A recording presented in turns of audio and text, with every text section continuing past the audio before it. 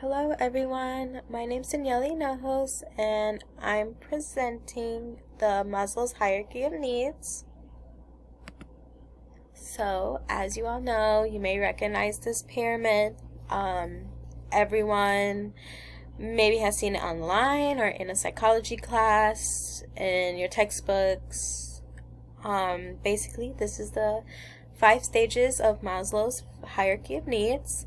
We have physiological, safety, love and belonging, esteem, and self-actualization.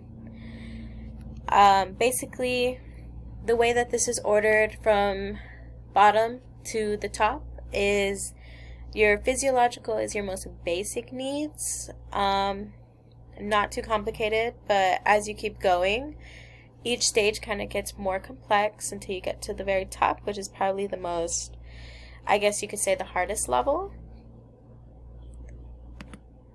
So, what is Maslow's hierarchy of needs?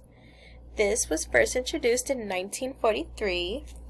It was actually written in a psychological newsletter, and it was titled A Theory of Human Motivation. In this paper, the theory stated, our actions are motivated by certain physiological and psychological needs that progress from basic to complex. Basically, what they're describing is this pyramid. So in this presentation, I plan on going into maybe a little bit of a deeper explanation of each stage, and also to give examples of how this can be applied in a workplace or in business in general. So, first we have our physiological needs. These are needs that are vital for survival. Of course, it's going to be food, water, breathing, and homeostasis. For those of you that don't know, homeostasis is basically our body's way of maintaining balance in itself. So if we don't have balance in our bodies, we, of course, die. But, so, yeah, the way that we could apply this in a workplace is that the best example that I could think of is at my own job at Walmart. I work in the online grocery pickup. We have employees that actually deliver the groceries to the cars. And of course, these employees need water probably more than most of the other employees, because they are outside in the heat. They're working their butts off all day, and it's actually a necessity to drink water throughout their shift.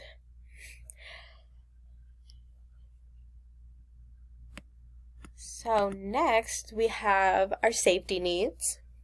This is where people want control of their lives. We have our financial security, health and wellness, and of course we want to be accident and injury free. So in a workplace, I know a lot of businesses can offer training on how certain machinery is used, or how to use certain tools, basically to prevent any injuries or accidents from happening. I know that a lot of businesses will offer health insurance and to help with, basically, like, if you're sick, they'll like help you out in that area. Financial security, of course, there's like bonuses that we can get. There's opportunity to grow in that area from most businesses, and that's a need that just needs to be met. Our next stage is love and belonging. This is probably my favorite stage, because I feel that in the workplace, I would go crazy if I did not have my employees or my coworkers. I know the job would be so boring. But not only that, there's also the relationships that managers, between managers and employees, or managers between managers, and even managers between upper management. Others describe this stage as the drive for human behavior, which I totally agree with. Our next stage, we have esteem. This is the need for appreciation and respect from those we surround ourselves with.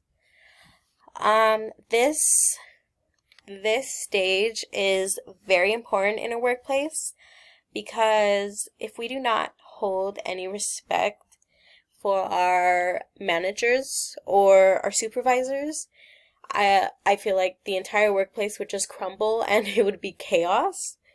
This is because a manager is in that position for a reason, and once they tell us to do something, we need to respect their role in the workplace and their position, the position that they hold, and we just need to do as they say without any questions asked. And of course, there's the need for appreciation for ourselves. We need to, if we're an employee, we of course need that appreciation from managers, from other coworkers. Like if we're doing extra work, like pulling the weight and more at our job, it's nice to get like a pat on the back from someone. And last but not least, our last stage is self-actualization. This is also known as the peak or the final level. This is basically the need to be more self-oriented. The best example I can give for this stage is when we've kind of been at a workplace for so long and we're just so knowledgeable and we just know the job inside and out.